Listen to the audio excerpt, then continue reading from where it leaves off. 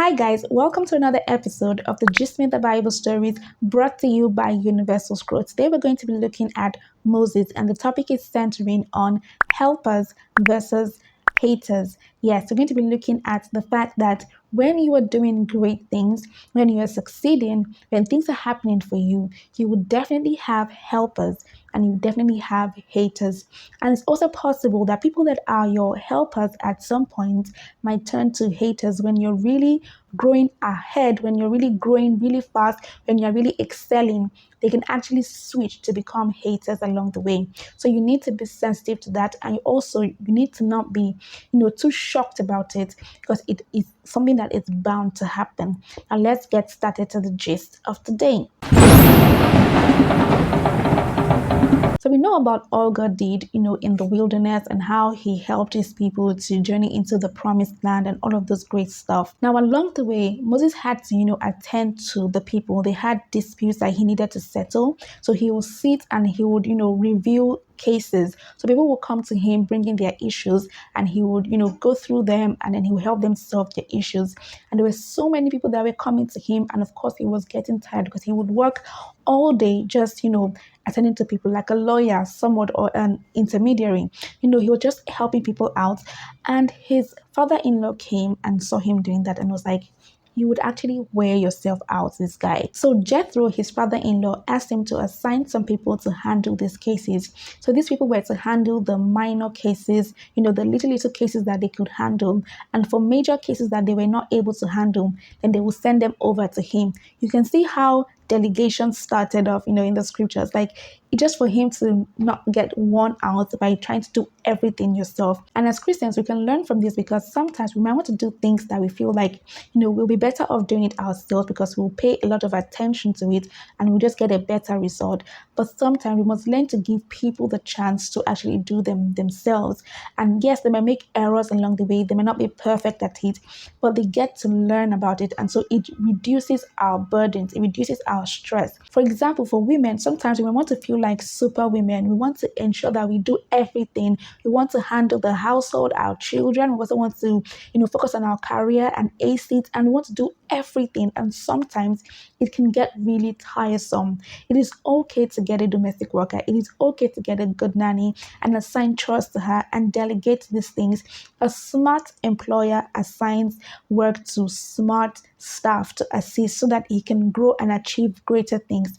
And it's also the same way in your home. A smart wife, a smart woman can also assign, responsibilities to her staff, to her domestic workers, to assist her in the home so that she can succeed both at home and at work. And I am not saying that if you want to be a full-time housewife, a stay-at-home mom, there's nothing actually wrong in doing that. But I'm saying that if you want to do a lot of things and you're seeing that, it's taking a toll on you, it is really okay for you to assign some things to some people. You can do it in whatever capacity that you might feel is needed for your household. For example, you do not necessarily have to hire a domestic worker. You can have relations that help you periodically. You can have friends that help you to watch your child in some cases. You might have a place to take your child to when you're going somewhere. You can have helps in different capacities and different ways. But the point is, do not try to do everything by yourself, trying to juggle so many things all by yourself. Learn to delegate to people in whatever capacity that you think you need, so that you can actually function optimally and really succeed. And for men too, you must learn to delegate. You can get a personal assistant if you want, and you can just be able to leverage on the people around you to assist you in one way or another, so that you can actually achieve maximum success. And don't be one of those men that tell their wives that they are lazy because they want to hire a domestic worker. They are not. It is just called a smart delegation. They are actually being really smart, and you should actually applaud them for even wanting it in the first place. And if your husband is like that, let me tell you this Bible secret. Tell him about the Proverb 31's woman. Yes, she had a help and she was looked at as a virtuous woman. Yes, so you can actually have that argument, and if he still will not listen, send him this video, so that he can listen to what I have to say.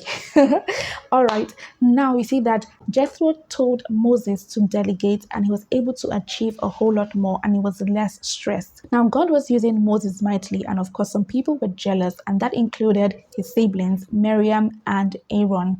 Now, Moses had married a Cushite woman, and they were just not pleased about it. So they were talking smack about that. Aaron and Mariam were talking about it, like, why did he marry a Cushite woman? And Mariam even said, is he the only prophet among us? Blah, blah, blah, blah, blah. And God heard what she was saying. Now, God then summoned Moses, Aaron, and Miriam into a tent, and he came to meet them in a cloud and was speaking to them. I was like, I heard what you said about Moses. And he was like, see, there are some people, my prophets that I speak to in dreams and visions.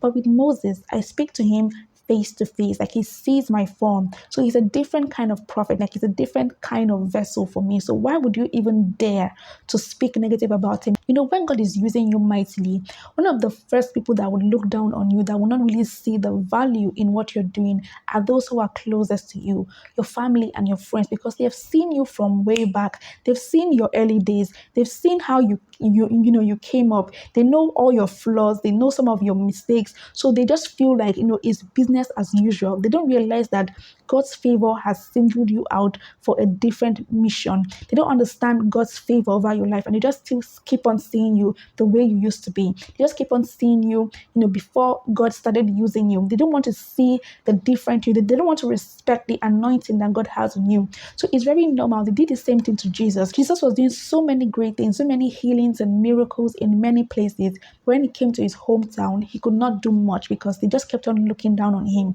Isn't that the carpenter's son? I mean, when did he become a prophet? Things like that. That was exactly the same thing with Mariam and Aaron. They just looked down on him. Familiarity had, set in. And so God was like, no, no, no, no, no. You can't do that to my vessel. This is one I have chosen to lead my people. So you cannot just be talking smack about him. Now, Aaron was now begging Moses that, please beg on our behalf. God, please don't allow this to happen to her. Please. They were now begging God to, heal Mariam. Then God now said, if your father spits on you, you'll be sent out and be disgraced for about 7 days. So let her be sent out of the entire camp for 7 days, and then she can return clean.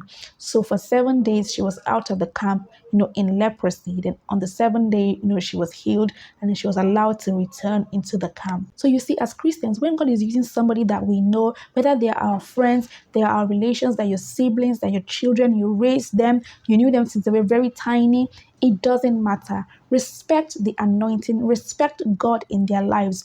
It's not about them, it's about God using them. God has singled them out for his grace, for his favor. So respect God in what he is doing in their lives, and don't just look down on them. Don't keep on looking at them with the eye of where they began. Don't keep on looking at them because of how they started. Look at what God is doing in their lives and make merry and be happy and rejoice with them, and let God use them in your life. Don't shortchange yourself from being blessed through these people because you're just too familiar, or you just don't want to bring down your ego and your pride and just allow God to move in your life through this person. And I'm also speaking to pastors' wives and husbands and children.